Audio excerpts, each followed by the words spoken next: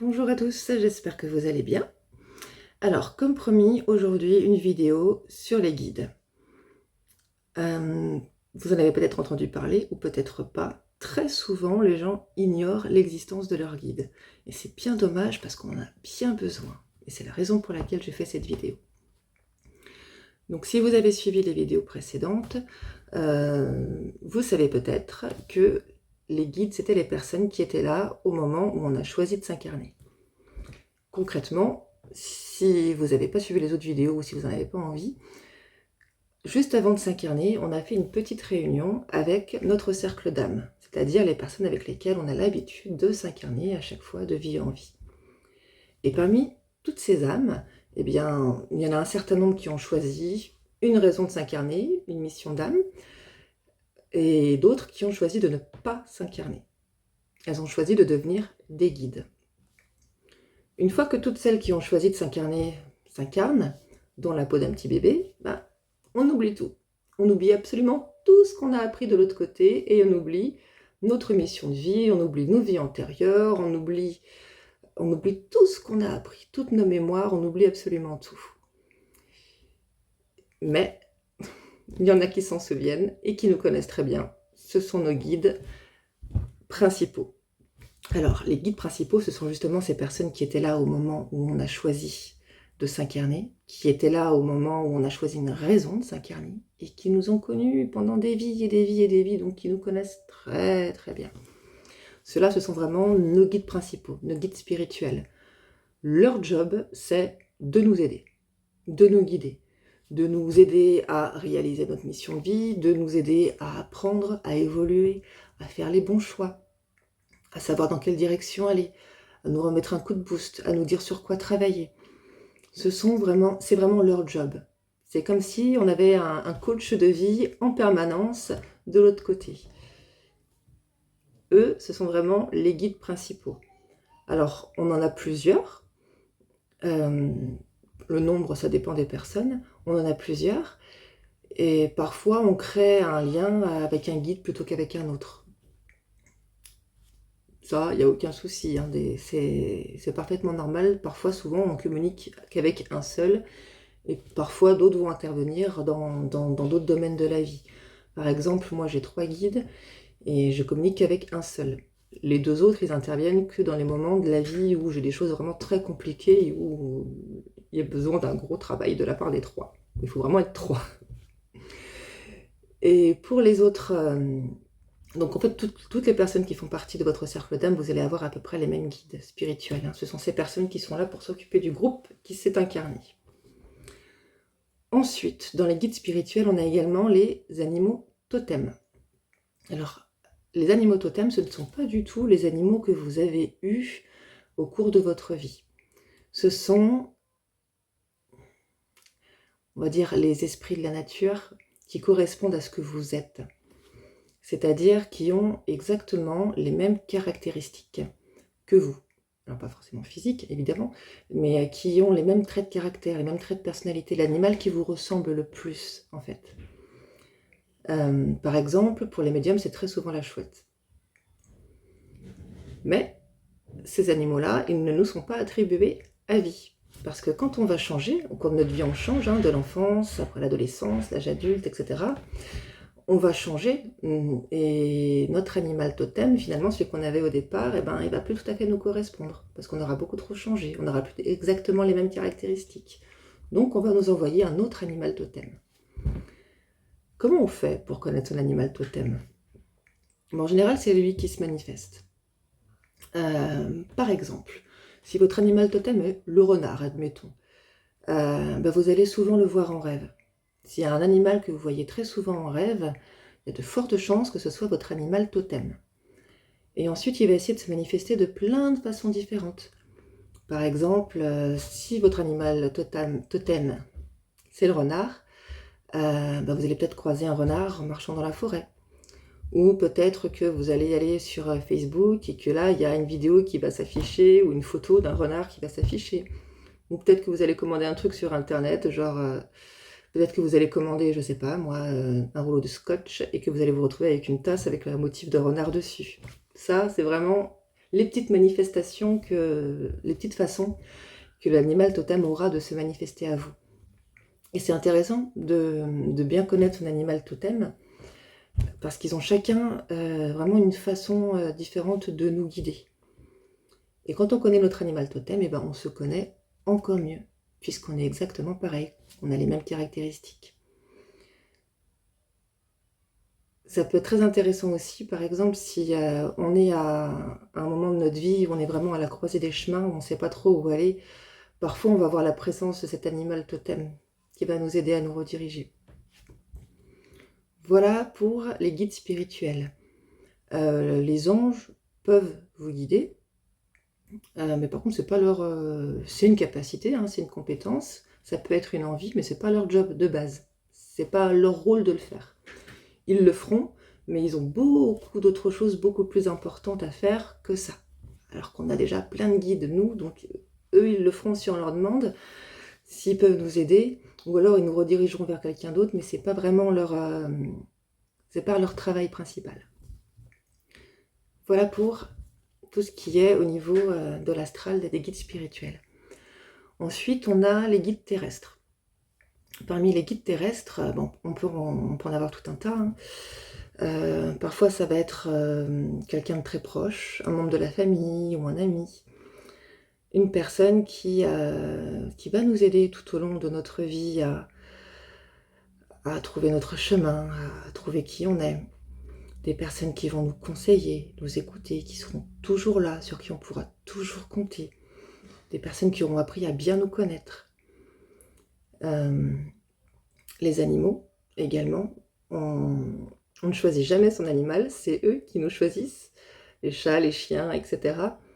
Ils arriveront toujours, je pense que beaucoup se rendent compte, ils arriveront toujours à un moment de notre vie où on en a besoin. Ils n'arrivent pas comme ça, par hasard, sans raison. Ils nous choisissent à un moment de notre vie où on en a besoin et ils nous guident à leur manière. Et ils nous apportent énormément de choses. Ils continuent de le faire après leur décès. Les animaux, pour eux, c'est beaucoup plus facile. Ils continuent de venir nous voir régulièrement. Ça vous est sans doute déjà arrivé de sentir des petits mouvements de pattes, peut-être sur votre lit ou sur votre canapé. Ils viennent vraiment très régulièrement nous voir. Dans les guides terrestres, on a aussi les rencontres de passage. À un moment de notre vie, on va rencontrer quelqu'un, et puis cette personne va nous apporter l'aide dont on avait besoin, à ce moment-là. Et après, on ne le reverra plus. C'était simplement un guide de passage, une personne qui est venue nous aider à un moment T dans notre vie. On aura aussi les personnes qui sont des guides ponctuels. Par exemple, ça vous est sans doute déjà arrivé d'avoir quelqu'un dans votre entourage dont vous n'avez jamais de nouvelles, sauf quand cette personne a besoin de vous. Les anniversaires, pas de message. Les Noëls, pas de message. Les événements sympas, on n'est pas invité. Par contre, quand il y a un souci, on sait nous trouver. Et en général, on le prend assez mal. Mais bien souvent, pas tout le temps, hein, c'est parfois aussi tout simplement des gens qui sont toxiques, attention. Mais bien souvent, c'est aussi qu'on fait partie de leur guide terrestre.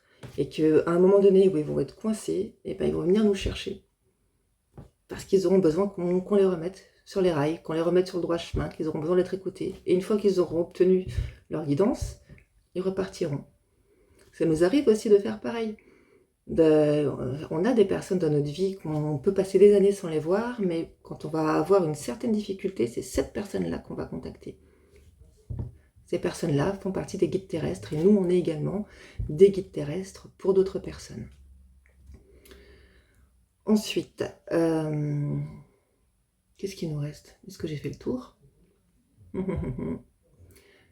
Pour ceux qui ne me connaissent pas encore, j'ai une vraie mémoire de poisson rouge, donc prenez pas peur, c'est normal, si jamais j'oublie des choses. Au niveau des guides terrestres, oui, c'est bon, on a fait le tour. Souvent, j'entends des choses du genre ma grand-mère partie est mon guide, etc. C'est vrai, mais c'est pas son job. C'est-à-dire que les personnes qui, de leur vivant, étaient nos guides terrestres, ou qui de leur vivant ont été là pour nous, nous ont accompagnés tout au long de notre vie, nous ont donné de l'amour, nous ont écoutés, et ben de l'autre côté, elles continueront à faire exactement la même chose. Mais de la même façon que les anges, ce n'est pas leur job. Les défunts, ils ont beaucoup de choses à faire de l'autre côté, ils ont beaucoup de travail à faire. Donc ce n'est pas leur rôle principal. Ce ne seront pas vraiment, ils seront considérés comme des guides, mais ce ne seront pas vraiment leur travail de vous guider. Ils le feront par amour. Ils le feront par amour et parce qu'ils l'ont toujours fait et qu'ils n'ont aucune envie de s'arrêter. Voilà pour ce sujet-là. Donc oui, nos défunts peuvent être nos guides, mais ce ne sont pas les guides qui nous ont été attribués au départ. Par contre, c'est super important d'écouter leurs conseils. Comment ils vont se manifester, tous ces guides, ou les défunts qui veulent nous guider? Ils vont se manifester avec plein de petits signes. Il y en a certains qui sont très connus, que presque tout le monde connaît, ou en tout cas dont on parle énormément. Ce seront les petites plumes que l'on trouve sur notre chemin, par exemple, ou les petites choses en forme de cœur. Parfois, ça peut vous arriver de vous renverser un truc dessus, puis de vous rendre compte que ça prend une énorme tache de cœur, ou de croiser un caillou en forme de cœur sur la route, etc. Donc ça, c'est une manière que les guides ou les défunts peuvent avoir de vous montrer qu'ils sont là. Ou les en miroir, les nombres triples. Tout ça aussi, ce sont des manières qu'ils ont de vous montrer qu'ils sont là. Ils vont également beaucoup passer par les rêves, notamment les défunts d'ailleurs, parce que quand on dort, ou dans le moment qui précède, la petite phase qui précède l'endormissement, et la petite phase juste au moment où on se réveille, ce sont des phases en fait où le mental n'intervient pas, et on est comme dans un état méditatif. Donc on est beaucoup plus facile d'accès pour eux. Donc les défunts vont profiter de ces moments-là pour venir vous rendre visite, parfois juste vous faire un petit coucou, vous montrer qu'ils sont là, vous soutenir dans des moments qui parfois sont compliqués, ou tout simplement vous transmettre un message, vous dire quelque chose que vous avez besoin d'entendre. Les guides, eux, ne vont pas se montrer comme ça, mais par contre, ils vont vous faire comprendre des choses ou des messages par le biais des rêves. Ils peuvent se montrer comme ça, mais en général, ils ne le font pas. Après, ça va dépendre des personnes. On est tous différents. Personnellement, ils ne le font pas. Mais ils le font d'une autre manière. Donc on a ces fameux signes très, très courants, très communs, que tout le monde ou presque connaît, parce qu'on en parle énormément. Mais il y a aussi tous ces signes qui seront très propres, très personnels, vraiment propres à ce qu'on est, qui vont venir répondre à une question précise. Par exemple, j'ai connu une personne qui avait très envie de partir vivre en Espagne et qui se posait la question, qui ne savait pas si c'était une bonne chose, est-ce qu'il fallait vraiment quitter son travail, dépayser les enfants, et puis qui se posait la question tout le temps. Et je lui ai dit, mais demande à tes guides, ils te répondront. Et puis cette personne, un jour en voiture, elle se posait la question, elle n'arrêtait pas, elle avait posé la question au guide, et puis elle m'a dit, j'ai pas eu de réponse. Et puis elle en a eu marre en voiture de se prendre la tête avec cette question, et elle a tout simplement allumé la radio. Et là, bim, une chanson en espagnol. Voilà, ça c'est une petite façon qu'a le guide de vous répondre. Mais une façon personnelle. C'était une réponse personnelle à la question personnelle qui a été posée. Donc il faut être extrêmement attentif à ce qui se passe autour de vous. Et surtout, ne pas hésiter à poser des questions. Parce que comme je vous l'ai dit, les guides, ils sont vraiment là pour ça. Les guides, leur but, c'est de vous aider, de vous guider. Mais si vous ne posez pas de questions, ils vont avoir beaucoup de mal à vous dire quoi faire par moment. Donc n'hésitez pas, posez des questions, et ensuite, soyez vraiment à l'affût, soyez attentifs de la manière dont ils vont vous répondre. Regardez un petit peu ce qui se passe autour de vous et vous verrez qu'il y aura toujours des réponses. Alors j'ai beaucoup de gens qui m'ont dit, mais alors moi j'ai dû naître sans l'option guide, parce que le mien ne m'a jamais envoyé de signe, n'a jamais communiqué avec moi. Je pense pas qu'on en ait tous. C'est faux. On a tous des guides. On en a absolument tous. Et même les mauvaises personnes ont des guides. Seulement, des fois, eh bien, on les écoute pas. On voit pas les signes par moment. Tout simplement parce qu'on est vraiment trop axé dans notre tête, dans le mental, dans notre quotidien, dans notre routine, le travail, les enfants, euh, tout le quotidien, tout le mental. Et en fait, les guides vont vous envoyer des signes, des messages, mais vous ne les recevrez pas parce que vous n'êtes pas à l'écoute, parce que vous êtes trop dans le mental. Mais tout le monde peut communiquer avec ses guides, tout le monde a un guide, il suffit juste de laisser un petit peu le mental de côté, de lâcher prise et d'être attentif à ce qui se passe autour de soi. Super important. Donc la communication avec les guides, finalement, elle peut être très simple. On pose des questions, ils nous répondent du mieux qu'ils peuvent à partir du moment où ils voient qu'on est attentif. S'ils voient qu'on n'est pas très attentif, si parfois votre intuition ne vous parle pas, ou si vous entendez quelque chose, moi, très souvent, quand on me demande, mais je comprends pas trop pourquoi des fois on a des médiums sur YouTube ou sur Internet ou autre qui vont nous dire des choses contradictoires. Et quand je réponds, j'essaie d'expliquer un petit peu le pourquoi du comment, mais je dis toujours aux personnes, si vous avez un doute, fiez-vous à votre intuition. Si vous avez un gros doute, que votre intuition ne vous parle pas, demandez à vos guides. Ils sont là pour ça. Ils attendent que ça, que vous posiez des questions. Les guides vont également mettre tout un tas de choses en place dans notre vie pour nous aider. Parfois, on ne verra pas forcément en quoi ça nous aide, mais il faut vraiment faire confiance. Ils savent très bien ce qu'ils font, l'univers sait très bien ce qu'il fait. L'univers sait toujours très bien ce qu'il fait. Et si vous êtes actuellement dans une période qui est compliquée, rappelez-vous que l'univers ne nous impose jamais d'épreuves qu'on n'est pas capable de surmonter. Toutes les épreuves ont une raison d'être. Toutes les épreuves sont là pour qu'on en ressorte grandi, pour qu'on apprenne, pour qu'on évolue, pour qu'on développe des compétences dont on va avoir besoin. Toujours. Je sais que parfois, certaines choses sont tellement horribles, tellement douloureuses, qu'on n'en prend pas conscience, qu'on ne peut pas se dire que ça peut m'être utile dans la vie, que ça peut m'être bénéfique pour quelque chose. C'est normal. Moi, ça m'est arrivé très souvent. Mais pourtant, chaque chose a une raison d'être. Voilà. Bien, ça fait une vidéo déjà assez longue sur les guides. Je suis une vraie pipelette. Donc, je vais vous laisser pour aujourd'hui. Comme d'habitude, n'hésitez pas si vous avez des questions. Notez-les en commentaire. N'hésitez pas à aimer la vidéo si vous l'avez aimée, à la partager si vous pensez que ça peut intéresser quelqu'un et à vous abonner pour être averti des prochaines vidéos.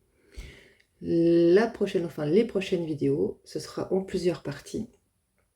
On va parler de ce qui se passe après la mort, entre le moment où on décède et le moment où on se réincarne.